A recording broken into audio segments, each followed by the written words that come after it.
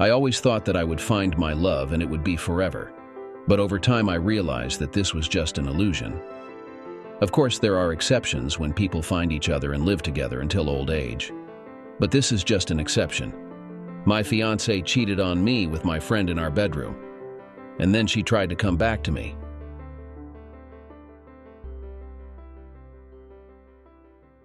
Timothy headed towards the apartment he shared with Kelly. They had met in high school and he had been thoroughly captivated by her. When he asked her out, she accepted, and they began dating. Tim was deeply in love with Kelly. She was the first girl he ever kissed, and in fact, the only girl. He never dated anyone else as he was so enchanted by her that he didn't want to be with anyone else. They dated for a considerable time before becoming intimate. Not only was Kelly the only girl he ever kissed, but she was also the only one he ever slept with. They went to college together and continued dating throughout their college years. After graduation, they found jobs, bought a condo, and moved in together. Kelly's parents provided the down payment for the condo, so it was in her name.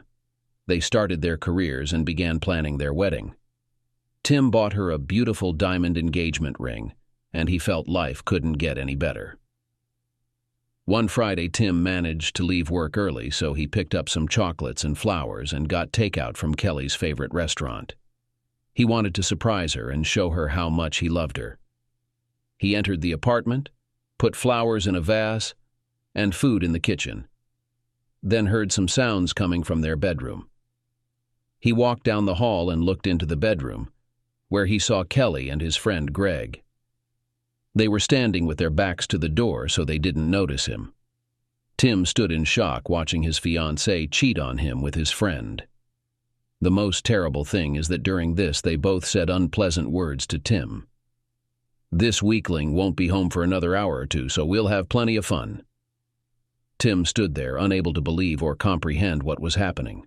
Tears were streaming down his face. They finished and lay down on the bed, and after that, they finally saw Tim standing in the bedroom doorway, tears streaming down his face. Greg grinned and Kelly lay there, not understanding anything. She didn't even have a sense of embarrassment. Tim stood speechless. Eventually, Greg broke the silence.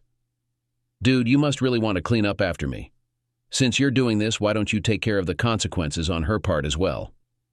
Tim cried and asked, "How could you betray me like that?"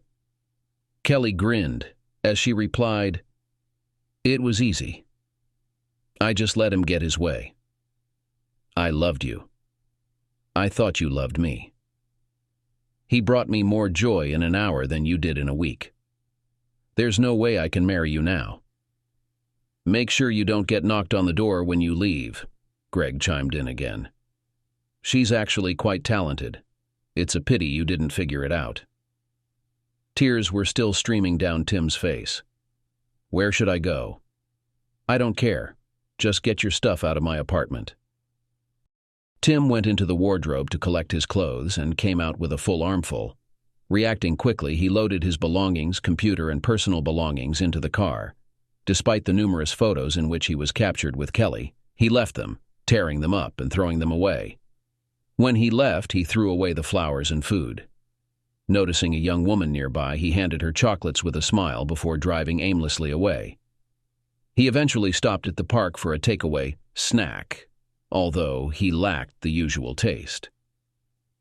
He thought about taking refuge with a friend, but hesitated because of possible questions. He eventually stayed overnight at a motel, using his computer to search for affordable housing options. He possessed a modest checking account predating the establishment of a joint account with Kelly. He then transferred the equivalent of his last paycheck from their shared account to his individual one. While he could have emptied the joint account, he refrained from such vindictive action. Additionally, he updated his company's HR system to redirect his direct deposit to his personal account. That night, sleep eluded him as thoughts of Kelly's betrayal consumed him. He had envisioned a future entwined with her, but now faced the reality of a life without her. Countless plans of shared experiences lay shattered. Tim pondered whether he could ever trust another woman after this breach of trust. Exhaustion eventually overtook him, though his sleep was troubled, interrupted by tearful awakenings. He felt ashamed of his tears, viewing them as incongruent with his masculinity. Yet Kelly's betrayal left him questioning his sense of self. The following morning, upon waking, he showered and embarked on the quest to secure accommodation. After scouting several potential options, he found most to be either unappealing or situated in unsafe neighborhoods. Eventually, he stumbled upon a set of 3 duplexes. Though modest in size, the unit was tidy and furnished. Having departed with only his essentials, he lacked furniture and preferred not to incur additional expenses. Moreover, he had no intention of reclaiming items purchased during his time with Kelly. Among the apartments, one stood vacant and pristine. After issuing a check, the landlord granted immediate occupancy. With all his belongings confined to his car, Tim began transferring them into his new abode. In the midst of this, he received a text from Kelly accusing him of depleting their joint account. Upon checking online, he discovered she had indeed emptied it. He surmised she was irate because she had intended to do so first, but he managed to withdraw some funds beforehand. Tim never really got the hang of cooking, and Kelly wasn't much of a cook either. They often relied on eating out or getting takeout. Tim realized this was putting a strain on his finances, so he decided to visit the grocery store and pick up some pre-made meals he could microwave. He also grabbed simple items like pasta and jars of sauce for easy cooking. Since he had previously lived in a dorm or with his parents, Tim was ill-prepared for living independently. He had to buy essentials like sheets, towels, pots, tableware, and dishes from a discount store to keep costs down. He charged it all to his credit card, hoping to pay it off quickly. While settling into his new place, Tim noticed the person living in the other half of his duplex, a cute young woman with strawberry blonde hair. She seemed embarrassed when he saw her and quickly looked away. Despite finding her attractive, Tim was still recovering from his breakup with Kelly and didn't feel inclined to pursue anyone new. On Saturday and Sunday, Tim settled into his new place. Surprisingly, instead of dwelling on Kelly, he found himself occasionally thinking about his charming neighbor. However, he didn't dwell on it much, feeling too emotionally drained to pursue any romantic involvement, and she didn't seem interested anyway. While waiting for his internet to be installed, he relied on places with free Wi-Fi. Tim promptly removed any mention of Kelly from his social media profiles and informed his family about the situation. Most offered sympathy, though his brother hinted that if Tim had treated Kelly better, she wouldn't have strayed. Tim later discovered that his brother had been involved with Kelly as well. When Kelly texted him suggesting he be more accommodating to win her back, Tim restrained himself from responding rudely and simply stated he wasn't ready for that. He suspected her idea of accommodating involved tolerating her infidelity, which he wasn't willing to do. On Monday morning, Tim encountered his strawberry blonde neighbor as they both left for work. He greeted her with a smile and a hi, but she responded with a weak smile and hurried to her car. While he didn't expect a warm reception, her skittish demeanor caught him off guard. Though he wasn't ready to date, Tim hoped to maintain a friendly rapport. 6 months prior, Saoirse was content. Jeff appeared to be a pleasant individual, exceedingly attractive, and seemed genuinely interested in her. Additionally, he possessed wealth, although Saoirse didn't prioritize material wealth. Her desire was for a genuine connection with someone who valued her for herself. Jeff's words and actions aligned with her hopes, and when he asked her out, she was ecstatic. Jeff arrived at her residence in his gleaming new BMW to fetch her. He pressed the doorbell, greeted her with a kiss on the cheek, complimented her appearance, and presented her with flowers, which she promptly placed in a vase before departing. Escorting her to his car, he courteously opened the door for her. They drove to a fine dining establishment, where he utilized valet parking before escorting her inside. Having made prior reservations, they were promptly seated, with Jeff gallantly pulling out Saoirse's chair for her. He selected a fine bottle of wine for them, and despite Saoirse rarely indulging, she found it difficult to decline a glass. Throughout the meal, he continuously refilled her glass despite her polite attempts to decline. Nevertheless, not wanting to appear ungrateful, she consumed it. The wine, however, had a significant effect, leaving Saoirse feeling quite tipsy by the meal's conclusion, necessitating Jeff's assistance to steady her as they left. Expressing a desire to return home, he drove her back to her residence. En route, he advised her to drink water to stave off a potential hangover, offering her a bottle. She sipped from it, and soon began to feel overwhelmingly tired. When they arrived at her house, he walked her to the door and then said he needed to go to the bathroom. By then, she felt sleepy, so she settled down on the couch with a glass of water while he went to the bathroom. Despite the early hour, she tried her best to keep her eyes open and eventually passed out on the couch. The next morning, she woke up in her bed, covered with a blanket. She felt soreness between her legs and couldn't come to her senses. She wasn't going to get intimate on their first date. She suspected that he had given her illegal substances and attacked her. However, she also admitted that she voluntarily let him into her apartment, which would complicate the situation, especially if she was going to go to the police. Realizing what had happened, she cried while taking a shower. After getting dressed, she immediately went to the pharmacy to get emergency contraception, since she did not use any contraceptives. Subsequently, she sought medical help at a polyclinic. After receiving a message from Jeff expressing his desire to meet again in a few weeks, she declined his invitation. Subsequently, she burst into tears, returned to her apartment and began to disassemble the bed and wash the sheets. In addition, she washed all the clothes she was wearing the night before.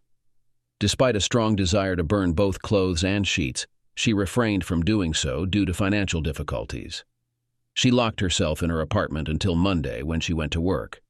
When she arrived at the workplace, she discovered that Jeff was spreading rumors, calling her promiscuous. This was his retribution for the fact that she refused to see him again. As a result, a significant part of the staff began to perceive her negatively, and she found herself surrounded by unwanted advances from numerous men. Many of them were not even ready to treat her to a meal but just wanted to come to her house. She endured constant gossip, and Jeff even shared photos of her. She hoped that the situation would calm down, but when it didn't, she started seeking employment in a different city far from her current workplace. After resigning and relocating 1,000 miles away, she settled in an affordable accommodation and swiftly found a new job. Now residing in a duplex, she led a solitary life, akin to that of a nun. Despite receiving attention from men at her new workplace, she politely rebuffed their advances. Having been deceived by Jeff, she feared encountering a similar man in her new environment. Consequently, she focused primarily on work and solitary activities in her modest apartment, harboring a somewhat cynical view towards men. Present day. Tim gradually adjusted to solitary life. He had been with Kelly since before he left his parents' home, so living alone was a new experience. Although challenging at times, he didn't mind losing touch with many friends from his time with Kelly. He wanted to distance himself from that chapter of his life. Mostly, he focused on work and spent his free time alone in his small duplex. One Saturday, shortly after moving in, he was washing his car when his strawberry blonde neighbor emerged from her place. Tim was still cautious around women but felt it was important to be friendly with his neighbor. As she approached his car, he decided to introduce himself. "Hi, I'm Tim, your next-door neighbor." She seemed a bit reserved, but replied, "I'm Saoirse," pronounced Saoirse. That's an interesting name.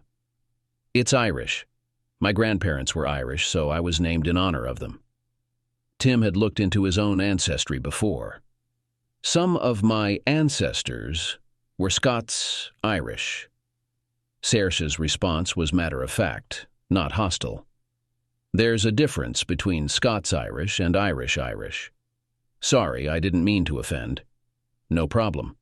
"Well, nice to meet you, Saoirse. I'm just next door if you need anything." "I'm good, but thanks." She climbed into her car and drove away.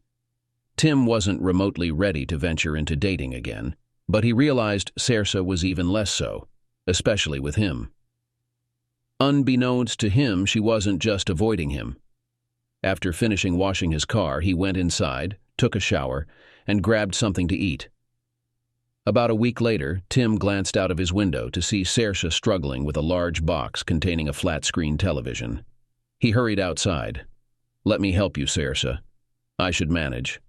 If it falls, your TV will be ruined, and you wouldn't want that. It's really not necessary. I promise. I won't do anything except help you get it indoors." "Okay." Tim and Saoirse each took an end of the box, Tim grasping one side while she shifted to hold the other. It wasn't excessively heavy, just bulky enough to make it awkward for one person to carry alone. They managed to transport it up to her door, where they paused for her to unlock and open it. After getting it inside, Tim took a moment to glance around the room, noting its feminine decor, though not overly so. "If you ever need a hand with anything else, Saoirse, I'm right next door and happy to help." "Thank you, Tim." As Tim turned to leave, Saoirse spoke up again. "Would you mind helping me unpack and set it up?" "Of course." Carefully unpacking the box, Tim examined its contents before laying it down and gently removing the TV. He also found a tabletop stand, which he assembled and attached to the unit. After connecting it to the cable, he managed to turn it on, and once Saoirse turned on her cable box, they had a picture. "Thank you, Tim. That would have taken me ages to figure out." "It was my pleasure. Well, I'll leave you to it, but don't hesitate to ask if you need anything else." Tim departed, though he wouldn't have minded extending his time with her. He still felt unprepared for dating, and she showed no signs of readiness either. Returning to his side of the duplex, Tim felt content with himself. Even if there wasn't any romantic connection between them, at least he had been able to assist someone. Despite her continued distance, she would occasionally offer him a small smile upon seeing him. Tim always greeted her, and she would respond minimally. The more Tim interacted with her, the more he found her endearing, yet he had once believed the same about Kelly, only to realize she didn't reciprocate his feelings. Saoirse appeared even more hesitant to engage with Tim than he was with her. This was hardly encouraging from his perspective, although he wasn't certain what signs to look for. She rarely, if ever, sought his assistance, although he would sometimes observe her struggling with something and offer to help. One day, he stepped out to pick something up, just as Saoirse arrived. She was in tears, trembling as she exited the car. He'd never seen her in such a state and was taken aback, but his instinct to offer support kicked in swiftly. "What's wrong, Saoirse?" "It's nothing." "It can't be nothing, not with you crying like this. It's a personal issue. I may not be able to fix everything, but I'm here to listen." "Tim, I can't possibly tell you about it, sure." "Now to try church with dinner at least." "No thanks, I've been there before, that's why I'm upset." "Saoirse, just dinner. I don't know what happened, but I promise I won't make it worse." "How can I trust you?" "Give me a chance to show you, Saoirse." "Dinner, but no alcohol and nothing more." "Sounds good to me. I'm not much of a drinker, and all I want is a pleasant meal." "Give me a few minutes to compose myself." Saoirse stepped in for her and stayed for about 10 minutes. When she reappeared, she had freshened her makeup and dried her tears. Though not exactly cheerful, she was willing to join Tim for dinner at least. Uncertain, he asked which car they should take, and she agreed to ride in his. "Do you have any preference for the restaurant, Saoirse?" "Not particularly." "What type of cuisine do you feel like?" "You choose." There was a nearby Italian restaurant in the neighborhood, so Tim decided on that. He thought Italian would appeal to almost anyone. Despite the temptation to guide her by placing his hand on the small of her back as they entered, he refrained, given her somber mood. They were seated promptly, and she sat down before he could pull out her chair for her. The waiter inquired about their drink preferences, to which Saoirse opted for just water. Glancing at Tim, he echoed her choice. Sensing Saoirse's aversion to alcohol, he thought it wise. Despite this, he ordered chicken marsala with a marsala wine sauce, mushrooms, and farfalle, while she opted for fettuccine alfredo with chicken, mushrooms, and peas. As they dined, Saoirse began to relax a bit, though she remained reticent about what had troubled her. Tim learned that she worked as a paralegal for a small law firm, while he disclosed his job as an accountant at a medium-sized firm. Though he had considered pursuing a CPA, he never felt compelled. Saoirse had aspirations of becoming a lawyer but couldn't afford law school. Wanting to comfort her, Tim shared a personal struggle. "I've faced some tough times myself. I caught my fiancée cheating on me with another man." "Are you sure she did it willingly and wasn't coerced?" "She made her intentions clear and showed disdain for me." "That's awful.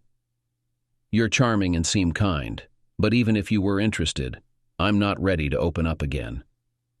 I don't want to delve into my issues, but I'm not seeking anything serious either. Perhaps we can just be friends for now. We're neighbors. We can be cordial in passing. Let's leave it at that for now." Tim found himself unsure of his desires. Although he found her attractive and potentially kind, his past experience with Kelly's betrayal made him wary of trusting any woman. Having been closely associated with Kelly for many years, Tim couldn't help but question his ability to judge women if she could deceive him. Saoirse also fell victim to Jeff's deception. Initially charming and seemingly sincere, Jeff eventually destroyed her trust.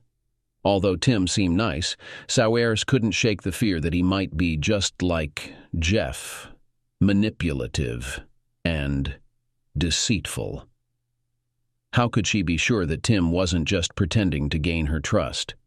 After Jeff's betrayal, Saoirse took drastic measures to break off relations with him, including changing her phone number and limiting contacts only with close relatives and friends. Despite this, Jeff somehow managed to get her new number a few months later and sent the photos, making Saoirse feel insulted and vulnerable. He sent the photos to embarrass her and went even further by sharing them with some of her friends and relatives. It was bad enough that he used her, but now he decided to humiliate her as well. Tim and Saoirse returned to the usual exchange of greetings when their paths crossed and barely communicated with each other. Tim had feelings for her but remained hesitant, while she was extremely cautious, especially after Jeff's recent act. She blocked Jeff's number, and when that wasn't enough, she changed phones and numbers again, this time sharing the new number with only a few family members. Her family urged her to forget about the incident and get on with her life. She assured them that she was doing so, but they insisted on the details of her personal life. She spent a significant amount of time insisting that she took a break from dating, but they insisted. In the end, to calm them down, she announced that she was dating Tim. She gathered enough information about him to make this lie sound plausible, even though it wasn't true. That appeared to appease her family, although they were curious about the progress. She informed them that she and Tim were taking things slowly, but would provide them with some fictitious details about their dates. This seemed to satisfy them and keep things under control, until her parents announced they were coming to visit and wanted to meet her new boyfriend. Saoirse took a deep breath and knocked on Tim's door. "I need to ask you a favor." "Of course, what do you need?" "Please come in." Saoirse entered, though she remained standing. "I feel awful." "No, you're not. I've been deceiving my parents." Tim was beginning to understand, but he didn't want to assume too much. "About what?" "They've been pressuring me to start dating again, and I lied saying I was dating you." "That's not so terrible. Now they're coming to visit and want to meet you." "So you want me to pretend to be my boyfriend for a few days while they're here? They arrive the day after tomorrow and might stay for a week. I like you, and I don't mind pretending to be your boyfriend. But? No buts. I just need to know the boundaries." "Damn, Tim, I hadn't even considered that." "Obviously, nothing too intimate. To make it believable, we'll have to hold hands. You'll need to put your arm around me sometimes." "Kissing?" "I suppose so, as long as we don't get carried away." "I certainly don't mind kissing you, Saoirse." "I bet. Just remember, this isn't real. But we have to make it seem real. And it's only while my parents are here, then we go back to normal. Neither of us is ready for anything serious anyway, Thank you. Is it okay if I hug you? I guess. Tim embraced her, although she seemed uneasy in his arms. Keeping it brief, he watched her depart immediately afterward. As Tim pondered the encounter, he realized he shared a similar reluctance to enter into genuine romantic entanglements, much like Saoirse. However, they needed to maintain the facade of being a couple. Saoirse disliked the idea of pretending to date anyone, even if it was just for show. Yet, she felt trapped. She could have claimed that she and Tim had split, but then she'd have to explain why and risk being pushed into dating someone else. Despite numerous suitors, Saoirse did her best to deter them. Although she begrudgingly acknowledged Tim's attractiveness and decency, Saoirse remained hesitant to let anyone into her emotional space. Even the prospect of starting a faux relationship chipped away at the protective barrier she'd built around herself. Now she found herself grappling with the consequences of her choices, or perhaps her lack of action. Resigned to the situation, she resolved to endure it for a few days, steeling herself for what lay ahead. Saoirse's parents arrived in town, and she and Tim greeted them at the airport. Before her parents arrived, they refrained from showing affection, but the situation became a bit awkward when they felt compelled to appear more intimate. Upon spotting her parents, they held hands and approached them, as if hand-holding was routine for them. Tim, these are my parents, Liam and Caitlin. We're delighted to meet you. Saoirse has spoken highly of you. She's a treasure, and I feel fortunate to have her. Tim glanced at Saoirse, and she returned his gaze with a smile before leaning in to kiss him. Tim was taken aback but tried not to show it, reciprocating the kiss instead. After a brief moment of kissing, they broke apart, exchanged smiles, then turned to Saoirse's parents. Her mother looked delighted, while her father seemed perplexed. Liam interjected, I was nearly going to suggest you find a room. Saoirse and Tim blushed. Caitlin looked at them fondly. Isn't young love beautiful? Liam shook his head at Caitlin. She's 24, not a child anymore. She'll always be my little girl. Liam adopted a more serious tone. Let's retrieve our luggage and leave. They collected their bags and headed to Tim's car, as it was larger. Saoirse asked about their accommodation plans for the duration of their stay in town. Caitlin swiftly responded, Since you both have your own places, why don't we stay at your apartment and let the two of you enjoy some privacy at Tim's? Mom, darling, we've been young once too. We understand how these things go. Why bother with a hotel when you have a spare bed anyway? Saoirse was appalled, but tried not to show it. What could she do? Admit to her mother that she and Tim weren't actually a couple. That would defeat the purpose of this whole charade. Tim glanced at her. It's fine, love. Just pack enough clothes for a few days. Saoirse wanted to strangle both Tim and her parents, but she also needed to keep up the pretense. We don't usually spend the night together. When they had a moment alone, Tim said, I'll sleep on the couch, and you can have the bed. I promise I won't make it awkward. My mom already did that. I won't make it uncomfortable for you. This is just for show. Around that time, her parents arrived. Saoirse and Tim put on smiles, even though Saoirse was feeling quite unhappy underneath. They decided to dine at a lovely restaurant, the same Italian place Tim and Saoirse had visited once before. Liam and Caitlin wanted to order a bottle of wine. Saoirse attempted to decline any alcohol, but her mother insisted. We should celebrate your relationship with a good guy. I'm not sure I should drink, Mom. You're not pregnant, are you? No. Why would you think that? Well, it's not unheard of, and why else wouldn't you be able to drink? I don't really drink much, but okay, just one glass. That's my girl. Saoirse found herself going further than she had anticipated to maintain her deception. Caitlin and Liam enjoyed their wine, while Tim and Saoirse only had one glass each. Caitlin praised Tim. I think my daughter made a good choice in picking you as her boyfriend. Thank you. She's a wonderful person, and I enjoy being with her. Well, Saoirse, your dad and I are going to have a good time tonight, and I'm sure you two will too. Saoirse's cheeks flushed as she glanced at Tim, who returned her gaze with a subtle nod. He leaned in for a kiss, and she reciprocated. Liam eyed Tim with a hint of disdain.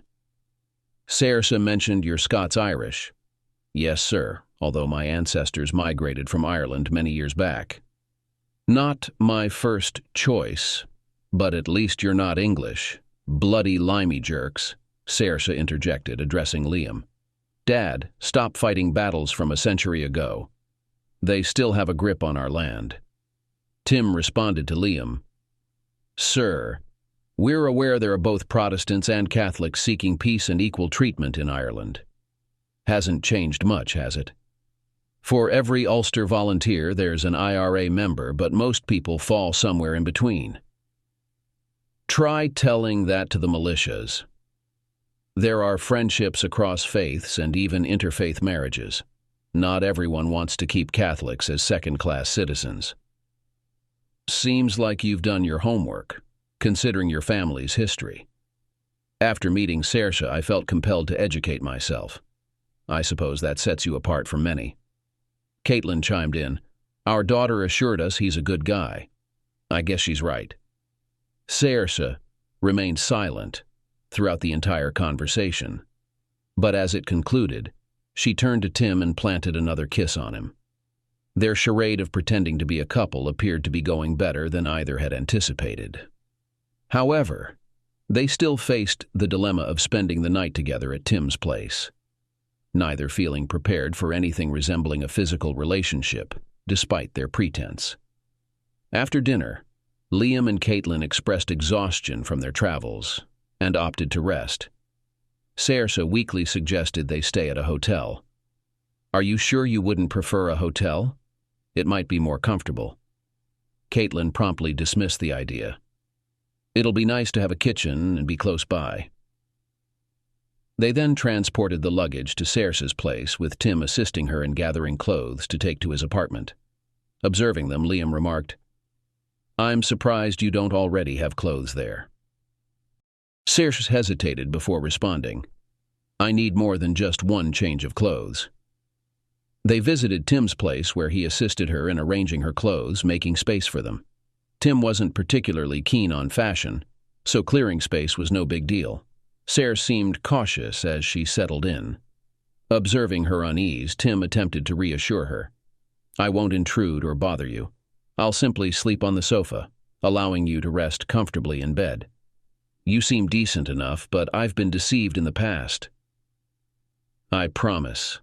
I'm nothing like the guys you've known before. That's easy to say. You're only the second woman I've ever kissed, and my ex-fiancée was the other. She responded playfully. Not bad for someone with limited experience. I have a feeling we'll have plenty of opportunities to gain experience while your parents are here. Let's stick to just a bit of kissing, holding hands, and occasional hugs.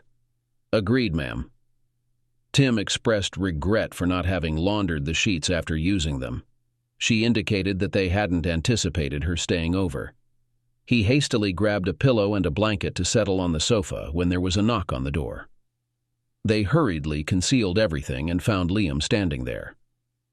Where's the thermostat and how do you adjust it? Saoirse went to assist him. Upon returning, they both collapsed on the sofa, drained from hours of pretending to be more than they were. Tim began to put his arm around Saoirse, then abruptly stopped as he realized what he was doing.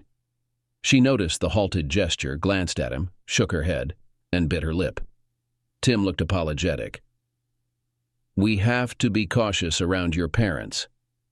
You're right, but they're not here now. Once they were confident there wouldn't be any further interruptions, they prepared for bed. Tim, who typically slept in just boxer shorts, opted for a t-shirt and lightweight shorts to be more modest around Saoirse. While he changed in the bathroom, she slipped into pajamas in the bedroom. Tim settled onto the sofa, albeit slightly uncomfortable, and managed to get some sleep.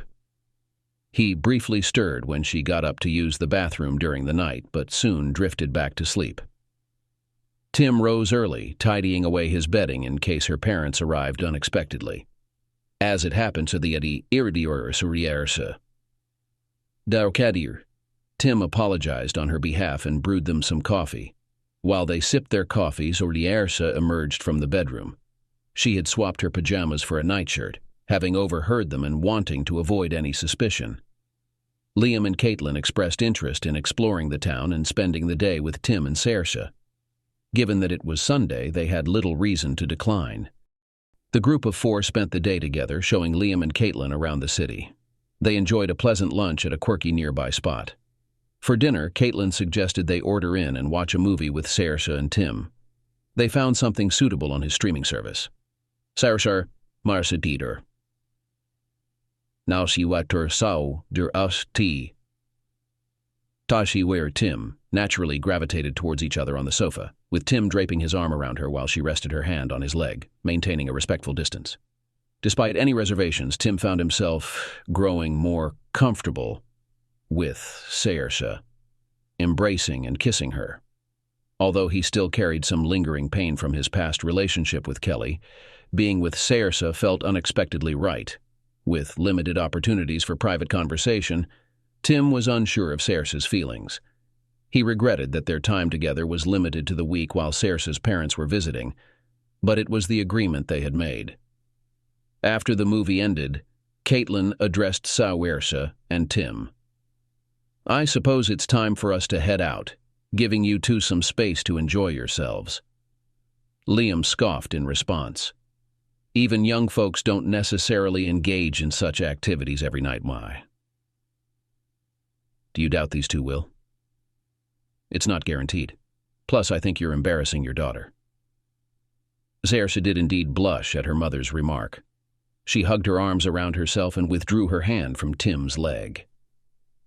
Tim leaned toward Saoirse and whispered softly, yet audibly, "We'll only do what you're comfortable with when you're comfortable." Liam nodded, then turned to Caitlin. "He does seem like a good guy." Caitlin grunted and stood up, followed by Liam. Saoirse stood to hug her parents goodbye. Tim shook hands with Liam, who placed his hand on Caitlin's lower back and guided her out the door. Once they were gone, Tim locked the door. Saoirse appeared on the verge of tears. "I made a mistake by lying to them like that. Now we have to maintain this facade all week." Tim approached and placed his hands on her shoulders, though it wasn't meant to be intimate. Saoirse recoiled slightly. "I'm trying to make this as easy as possible." With that, Saoirse gave him a quick hug and hurried into the bedroom. Tim sighed, retrieving his shorts and bedding from the closet before heading to the bathroom to change. He turned off the lights and lay down, attempting to rest. He felt conflicted. While he was beginning to feel drawn to Saoirse, she still appeared disinterested. He pondered her as he drifted off to sleep. During the day, Saoirse and Tim were occupied with work, but they spent their evenings with Caitlin and Liam. This routine persisted throughout the week. Tim devoted plenty of time to holding Saoirse and showering her with kisses, yet he found himself sleeping on the sofa while Saoirse occupied his bed. Despite his discomfort with the arrangement, Tim felt a pang of sadness knowing their visit would only last a week. They had arrived on a Saturday but opted to depart on a Sunday, granting them some additional time together. Before heading to the airport, Saoirse and Tim shared breakfast and lunch with Caitlin and Liam. Tim and Liam loaded the luggage into the car and everything seemed to proceed smoothly until Liam pulled Tim aside for conversation. "You two aren't very convincing actors," Liam remarked. "What do you mean?" Tim inquired. "My wife may entertain some wishful thoughts, but I don't. It's quite evident that you and my daughter aren't lovers. And frankly, I doubt you're even a real couple," Liam explained. "What gives you that impression?" Tim questioned. "There are subtle cues in Saoirse's behavior, especially when she thinks no one is watching," Liam elaborated. "We're not involved romantically," Tim admitted. "It's a bit of a pity. You seem like a decent fellow despite being Scots-Irish," Liam commented. "I wouldn't mind if fiction turned into reality," Tim confessed. Best of luck with that. You have my blessing if it happens, Liam responded. Around that time, Caitlin and Saoirse approached. Tim drove them to the airport and assisted with checking their bags. Caitlin bid him farewell with a hug, while Liam shook Tim's hand. Saoirse and Tim embraced each other as they watched her parents depart. Once they were out of sight, Saoirse let out a sigh of relief and released her hold on Tim, though he continued to cling to her. Saoirse glanced at him. They're gone, we don't need to pretend anymore. Saoirse, I understand you've been hurt, and I'm sorry for what that person did to you, but I believe I've shown that I'm not like them. What do you mean? I want to be your genuine boyfriend. For now, we don't have to change anything from what we've been doing this past week, but I want the opportunity to prove myself. That wasn't our agreement. Please give it a chance. For a month. I believe I can be the kind of guy you need, and you can be the kind of woman I need. We were meant to pretend to deceive my parents. You deceived your mother, but your father saw through it. Was he angry? Interestingly, I believe he approves of me. You said a month? And we only need to engage in simple gestures like holding hands, hugging, and occasional kisses. We're strangers. I don't know you. You don't know me. Don't you think we've discovered things about each other in the past week? But is it sufficient? It's sufficient to begin with. Despite her initial reluctance, Saoirse agreed to start a relationship with Tim. He was careful not to pressure her, and over time, she seemed to warm up to the idea of him being her boyfriend. Tim respected Saoirse's boundaries regarding intimacy, so they focused on enjoying each other's company. As their relationship progressed, Valentine's Day approached. Tim arranged a reservation at a fancy restaurant and bought thoughtful gifts for Saoirse, including flowers, chocolate-covered strawberries to match her strawberry blonde hair, and jewelry adorned with garnets, which complemented her style. Saoirse was pleasantly surprised by Tim's gestures and appeared slightly shy as she accepted his gifts. Putting on the jewelry, she expressed her gratitude, remarking on Tim's affectionate actions. You seem to like me quite a bit, Tim. I love you and adore your hair. I want you to be my strawberry Valentine. And what does that entail? Whatever you wish it to be. After enjoying a pleasant dinner, they proceeded to dance. Initially, the music consisted mostly of lively tunes, until a slow song began playing. Tim drew her close, and Saoirse felt herself nearly melting in his embrace. Although Tim had danced similarly with Kelly in the past, it never felt as right as it did with Saoirse. As the song came to an end, Tim felt a pang of regret, but then Saoirse glanced at him, parting her lips slightly. He leaned in and kissed her, experiencing a sensation unlike any other kiss he'd known. He knew it couldn't last forever, yet he would have been content if it had. After the kiss, all he desired was to kiss her, again and again. However, instead of indulging in another kiss, she smiled shyly and guided him off the dance floor. As they left, Saoirse grabbed her purse and glanced at him. Tim, I think it's probably time to call it a night. They strolled back to the car, where Tim courteously opened the door for her. She smiled gratefully as she settled into her seat. Tim drove them to their respective apartments. Saoirse exited the car as Tim circled around to her side. Saoirse, tonight has been amazing. Tim, I believe this has been the most remarkable Valentine's Day I've ever experienced. It doesn't have to come to an end just yet. Tim, I understand what you desire, but I'm not sure I'm prepared for that. It doesn't have to involve anything you're not comfortable with. I've been taken advantage of in the past. You know I would never treat you that way, Saoirse. It has influenced how I view closeness. I only want to do what you're willing to do. Let's cuddle. And if I do anything you're not okay with, just tell me and I'll stop. I'm not sure. Saoirse, I genuinely care about you. Are you hesitant to say love? I was worried that if I said love, you might think I was using it to manipulate you. You wouldn't be the first. Let's just sit and cuddle for a while. Haven't I always respected your boundaries? And you won't push me? I promise. They entered Tim's apartment and settled down on the couch. Saoirse refused alcohol but agreed to tea, although she hesitantly accepted the first few cups.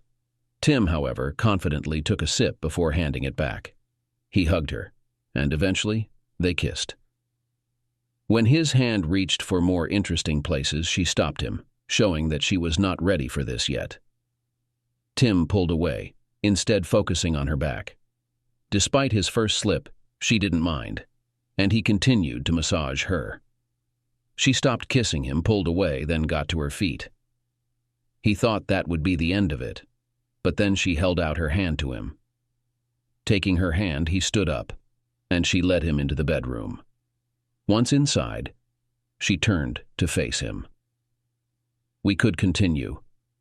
If all you wanted was physical contact, then let's do it and move on with our lives. I want much more than just physical intimacy. You're my strawberry Valentine, and I want you to be mine for a long time. It's easy to say, but it's true. Less words, Tim. Okay, come here, let's get down to business, he said. They woke up the next morning, still clinging to each other. Tim, yesterday was wonderful, but how much of it was real? Valentine's Day may have passed, but I don't want to lose what we found. I meant everything I said, and I want to be with you forever. Some people say that marriage is just a piece of paper. Saoirse, I need this piece of paper if it means you're going to be mine. She shivered a little and smiled sweetly at him. I don't know. I might need a little more convincing. I'll happily spend the rest of my life convincing you. She rolled over and kissed him. Then let's start right now. Saoirse and Tim were planning to get married. They got a marriage license and had a small wedding. About a week before Tim and Saoirse's wedding, Kelly called Tim. Tim, I made a mistake. I should never have cheated on you like that. How could you cheat on me? I shouldn't have cheated on you at all. You were my only true love. I thought you were my true love until this happened. Please give me another chance. I'm really sorry, Kelly. I met someone else. I love her, and we're going to get married. She will never be to you what I was. However, she won't cheat on me and throw it in my face. I made a mistake. Can't you forgive me? It's over, Kelly. I love Saoirse, and I'm going to marry her. I hope you can find someone you can really love. I really loved you. If you really loved me, you would never cheat on me. Kelly begged and cried, but to no avail. Tim will never be able to give up Saoirse and go back to Kelly. 5 years later, Tim and Saoirse had 2 beautiful daughters, Maeve and Erin. Maeve has dark hair and is a quiet child, while Erin is a real redhead and very irritable. They have a nice house and everyone has a good job. Saoirse works a lot remotely, which makes it easier to take care of the girls. Caitlin adores her granddaughters and visits them as often as she can. Liam is still teasing Tim about being Scottish-Irish. Tim still calls Saoirse his strawberry Valentine and tries to make every day a Valentine's Day for Saoirse.